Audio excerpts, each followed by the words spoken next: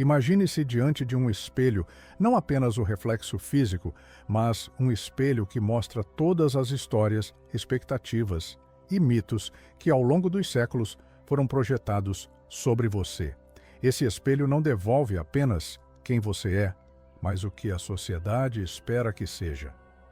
É nesse cenário que Simone de Beauvoir escreve em 1949 uma das obras mais revolucionárias do pensamento moderno, O Segundo Sexo. Fruto de anos de pesquisa, o livro é mais do que uma análise acadêmica. É um mergulho filosófico, histórico e existencial na condição feminina.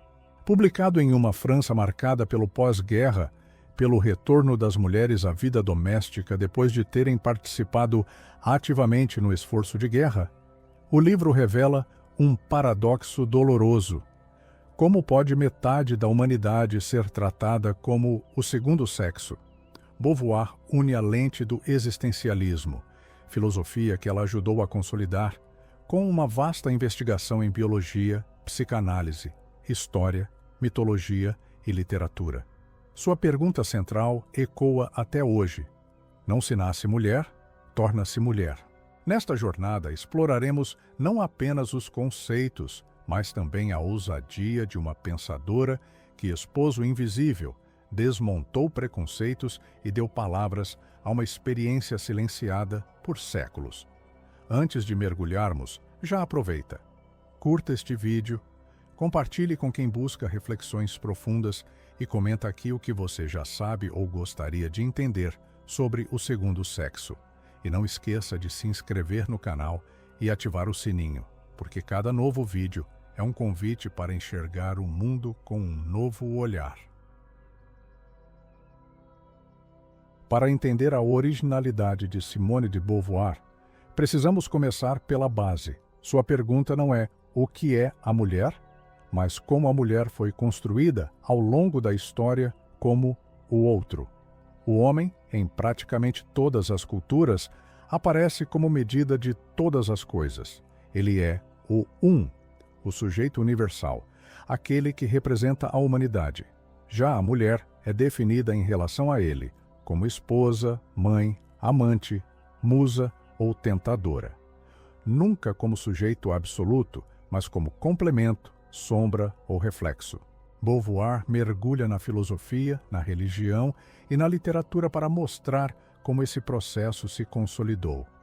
Na tradição judaico-cristã, Eva nasce da costela de Adão, já marcada pela derivação e pela culpa. Na filosofia grega, Aristóteles descreve a mulher como um homem imperfeito. Nos mitos, ela aparece como a força caótica a ser domada, como Pandora, que abre a caixa das desgraças. A literatura moderna também perpetua imagens ambíguas, a mulher como musa inspiradora, mas também como ameaça, como armadilha ao gênio masculino. Essa construção cultural não é neutra, ela serve para justificar desigualdades concretas. Se a mulher é naturalmente passiva, emocional, dependente, então sua exclusão da política, da educação e do trabalho aparece como algo inevitável. É assim que o mito se transforma em realidade social. Para Beauvoir, esse processo é a chave para compreender séculos de opressão. A mulher não foi apenas diferente do homem, foi reduzida a um estatuto de alteridade. O homem é o sujeito, a mulher é o objeto. O homem é o essencial, a mulher é o acidental. Aqui surge uma das teses mais fortes do livro. A opressão feminina não nasce da biologia, mas da cultura. O corpo da mulher, com suas funções reprodutivas, existe. Mas o sentido atribuído a esse corpo, fragilidade, submissão, vocação materna, é uma construção histórica. Assim, o biológico se transforma em destino social. Essa constatação é radical porque desmonta a ideia de que a condição feminina é natural e imutável. Beauvoir mostra que se trata de um processo histórico. As mulheres se tornaram o segundo sexo porque, ao longo do tempo, foram relegadas a papéis secundários e dependentes. Agora, uma pausa para refletirmos. Hoje, quando pensamos em expressões como sexo frágil, boa esposa ou instinto materno, não estamos lidando com verdades eternas, mas com mitos que ecoam séculos de construção cultural. Esse é o ponto de partida de O Segundo Sexo. Compreender como o mito da mulher foi inventado, repetido e naturalizado. Só reconhecendo essa engrenagem é possível começar a desmontá-la. Após desvelar como a mulher foi culturalmente definida como o outro, Beauvoir dedica-se a investigar os fundamentos que justificaram essa visão. No primeiro volume de O Segundo Sexo, intitulado Fatos e Mitos, ela percorre 3 grandes campos de análise: a biologia, a psicanálise e o materialismo histórico. A biologia oferece dados inegáveis: diferenças hormonais, a menstruação, a gravidez, a menopausa. Mas Beauvoir é incisiva: tais diferenças não determinam o destino da mulher. O erro da tradição foi transformar o biológico em destino social. O corpo, por si só, não condena ninguém à passividade, ao silêncio ou à dependência. A biologia explica funções, mas não papéis sociais. Em seguida, Beauvoir analisa a psicanálise freudiana.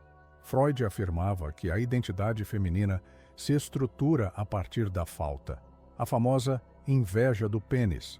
A mulher, segundo ele, seria marcada por uma ausência constitutiva. Beauvoir questiona essa lógica. Se a mulher é definida por aquilo que não tem, então sua identidade não passa de um reflexo negativo do homem. Para ela, isso não explica a riqueza da experiência feminina, apenas reforça um olhar masculino sobre o feminino. No campo do materialismo histórico, Beauvoir reconhece a força da análise marxista.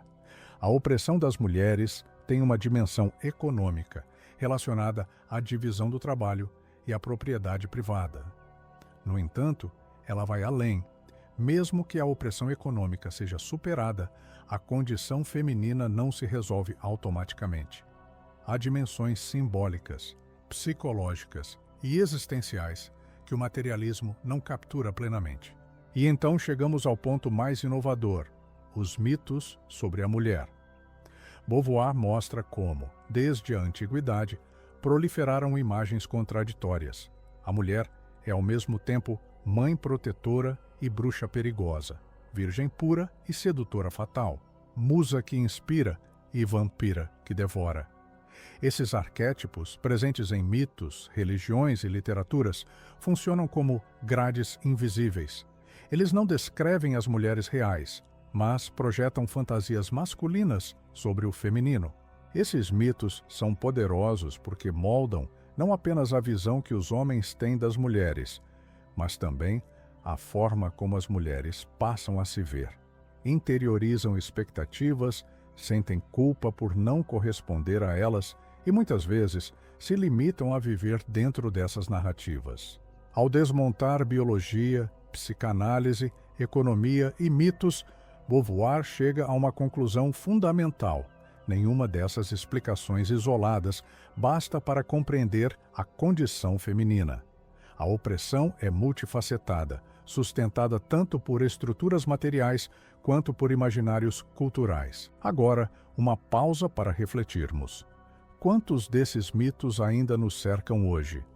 Quantas vezes mulheres ainda são cobradas a ser a boa mãe, a esposa ideal, a mulher bela? Imagens que não descrevem suas singularidades, mas papéis pré-fabricados? Com isso, Beauvoir prepara o terreno para a segunda parte de sua obra. Olhar não apenas para as representações, mas para a experiência vivida. Como essas construções históricas e culturais moldam a vida concreta das mulheres, desde a infância até a velhice. No segundo volume de O Segundo Sexo, Simone de Beauvoir deixa o campo dos mitos e das teorias para mergulhar na realidade concreta da vida feminina. O foco agora é o que ela chama de a experiência vivida. Como a mulher, desde a infância, é moldada a tornar-se aquilo que a sociedade espera dela. Desde o nascimento, A menina não é recebida apenas como um ser humano neutro, mas como alguém destinado a um papel. Brinquedos, roupas e gestos de afeto já apontam para caminhos distintos em relação aos meninos. Enquanto eles são estimulados à ação, à conquista, à exploração, elas são incentivadas à docilidade, ao cuidado e à vaidade. A boneca, símbolo recorrente, não é apenas um brinquedo, é um instrumento pedagógico que ensina a menina a antecipar sua futura função de mãe. Beauvoir descreve com precisão a passagem da infância para a adolescência. A puberdade traz consigo uma transformação dolorosa. O corpo feminino se torna visível, marcado pelo olhar alheio. A menstruação, longe de ser apenas um fato biológico, ganha uma dimensão simbólica. Ora de impureza, ora de mistério, sempre cercada por tabus e restrições. Nesse período, a jovem percebe que seu corpo já não pertence apenas a ela. Ele é socializado, regulado, sexualizado. É ensinada a se vigiar, como se senta, como anda, como se veste. O prazer de brincar livremente cede lugar à preocupação com a aparência e com a aprovação. Ao mesmo tempo, a adolescente é confrontada com um horizonte contraditório. Deve sonhar com o amor romântico, com o casamento, mas também manter a pureza e o recato. Beauvoir mostra como esse duplo imperativo gera culpa e insegurança. A jovem é ensinada a desejar ser desejada, mas não a desejar por si mesma. Aprende a esperar, a se moldar ao outro, a não afirmar sua própria subjetividade. Essa transição revela a essência da tese de Beauvoir. Não se nasce mulher, torna-se mulher. A jovem não desperta para sua liberdade, mas para sua condição de objeto, de outro. O corpo, que poderia ser fonte de potência e descoberta, torna-se espaço de vigilância, de limitação e de julgamento. Agora, uma pausa para refletirmos. Quantas vezes, ainda hoje, meninas e adolescentes vivem essa mesma experiência de se verem controladas por olhares externos, por padrões de beleza, por expectativas sociais? Ao expor essas etapas iniciais da vida, Beauvoir mostra como a opressão não começa na vida adulta, mas é cuidadosamente ensinada desde a infância. Assim, antes mesmo de escolher, a mulher já foi moldada a viver dentro de fronteiras estreitas. Se a infância e a adolescência moldam a mulher para ocupar um lugar de passividade, a vida adulta apresenta as arenas onde essa construção se manifesta com mais força: o amor, o casamento e a maternidade. Simone de Beauvoir examina esses temas com rigor, revelando como cada um pode ser tanto espaço de realização quanto de opressão. No campo do amor, Beauvoir identifica um dilema profundo. Desde cedo, a mulher é educada para sonhar com a plenitude no encontro com o outro. O amor aparece como o grande destino, a promessa de sentido. Mas essa entrega, quando vivida de modo absoluto, pode levar à anulação da própria identidade. A mulher corre o risco de se transformar em a escolhida, vivendo apenas para o amado, sem afirmar sua própria liberdade. O amor, assim, deixa de ser encontro entre sujeitos e se torna absorção de um no outro. No casamento, Beauvoir vê a cristalização dessa lógica. A instituição matrimonial, sobretudo no contexto do século XX, em que ela escrevia, frequentemente reduzia a mulher ao papel de esposa. Mesmo quando o discurso era de união e companheirismo, a realidade era de dependência econômica, submissão social e perda de autonomia. A mulher casada era muitas vezes tratada como extensão do marido, responsável pelo lar e pela reprodução, mas sem voz pública. A maternidade ocupa lugar central nessa análise. Para Beauvoir, ter filhos pode ser uma experiência criativa e plena, mas também pode se transformar em prisão quando vivida como imposição. A sociedade exalta a mãe como ideal supremo, mas ao mesmo tempo restringe sua existência ao cuidado dos outros. A maternidade compulsória, sem liberdade de escolha, é uma das formas mais poderosas de confinamento da mulher. Beauvoir não nega os valores afetivos que podem existir no amor, no casamento e na maternidade. O que ela denuncia é o modo como essas experiências foram moldadas por séculos de opressão. Ao invés de espaços de liberdade, tornaram-se instrumentos de controle. Sua análise é ainda mais ousada ao destacar que muitas mulheres interiorizam esse destino como se fosse escolha própria. Sonham com o casamento e os filhos não porque decidiram livremente, mas porque foram ensinadas a acreditar que esse é o único caminho legítimo. Assim, perpetuam a engrenagem sem perceber. Agora, uma pausa para refletirmos: quantas vezes, mesmo no presente, o valor de uma mulher é medido por seu estado civil ou por sua capacidade de ser mãe? Quantas sentem culpa por não corresponder a esse modelo? Beauvoir abre uma fresta de esperança ao afirmar que o amor, o casamento e a maternidade só podem ser vividos de forma autêntica se forem escolhas livres, não destinos impostos. O desafio é transformar essas experiências em espaços de reciprocidade, em que a mulher seja sujeito e não apenas objeto. No final de sua investigação sobre a experiência feminina, Simone de Beauvoir dedica atenção a uma fase da vida frequentemente esquecida: a velhice. Para ela, esse período revela de forma cruel as contradições da condição feminina. Na juventude, o corpo da mulher é socialmente valorizado por sua fertilidade e por sua beleza. Mas, ao envelhecer, ela perde esse capital simbólico que lhe garantia um lugar, ainda que subordinado, na sociedade. A mulher idosa deixa de ser vista como desejável ou útil, e com isso é duplamente marginalizada, pela idade e pelo gênero. Enquanto o homem mais velho muitas vezes conserva certo prestígio, a mulher idosa tende a ser silenciada, invisibilizada. Beauvoir descreve essa exclusão com dureza. A velhice não é apenas um processo biológico, é um estigma social. As mulheres, condicionadas a basear sua identidade no olhar do outro, sofrem ainda mais quando deixam de ser reconhecidas como belas, férteis ou necessárias. Muitas experimentam um vazio profundo, resultado de uma vida moldada em função dos outros e não de si mesmas. Mas Beauvoir não encerra sua análise no pessimismo. Ela insiste que a liberdade é possível em qualquer fase da vida. O existencialismo, filosofia que orienta sua reflexão, afirma que o ser humano nunca está totalmente definido. Ele é sempre um projeto, uma abertura para o futuro. Isso significa que, mesmo diante da velhice, a mulher pode reivindicar sua condição de sujeito, criar novos sentidos, escolher-se a si mesma.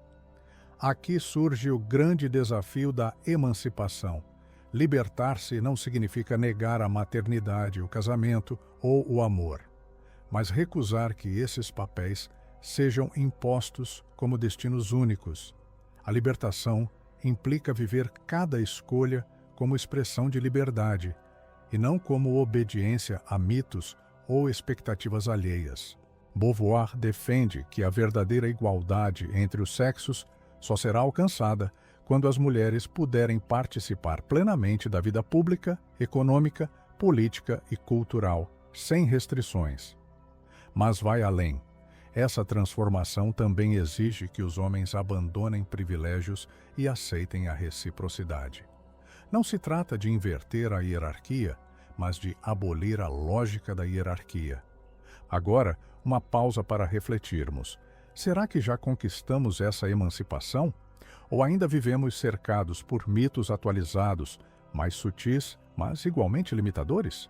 A pergunta de Beauvoir continua viva porque a igualdade ainda é um horizonte em construção.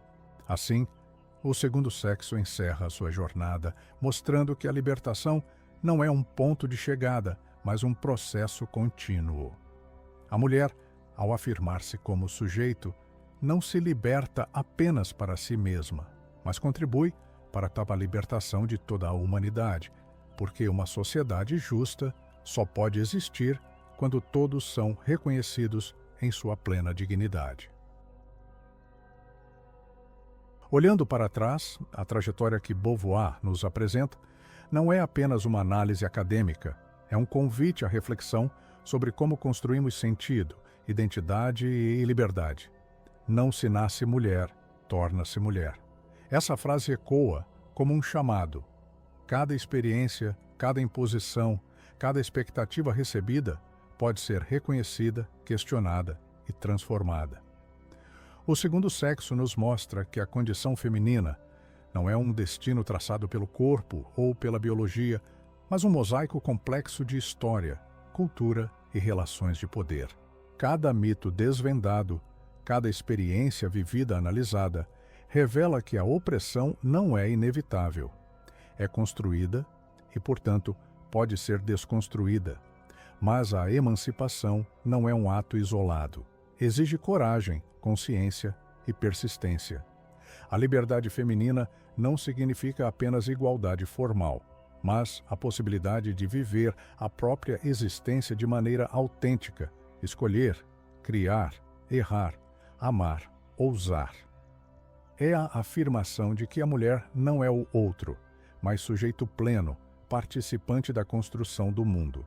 E assim, a pergunta que abre o livro não fecha com respostas prontas. O que é ser mulher? Continua sendo um exercício de reflexão diária. Tornar-se mulher é também tornar-se consciente, e tornar-se consciente é tornar-se livre. Beauvoir nos deixa então com um horizonte. A libertação é processo contínuo, e cada passo dado na afirmação da própria liberdade é um passo em direção a uma sociedade onde todos podem existir sem máscaras ou limites impostos. Agora, me conta nos comentários, você já conhecia a obra O Segundo Sexo? Você concorda com os argumentos da autora? Caso você queira se aprofundar na obra, o link para adquirir o livro está no primeiro comentário fixado. Se este vídeo tocou algo em você, curte e compartilha com alguém que, como você, também gosta de reflexões profundas. Se quiser continuar essa jornada com a gente, se inscreve no canal e ativa o sininho. Cada vídeo aqui é um convite para um novo olhar sobre si mesmo e a vida. Se quiser continuar sua jornada de reflexões, eu separei 2 vídeos que estão aparecendo na tela que podem te auxiliar. Escolhe um e me encontra lá. Até o próximo vídeo. Tchau!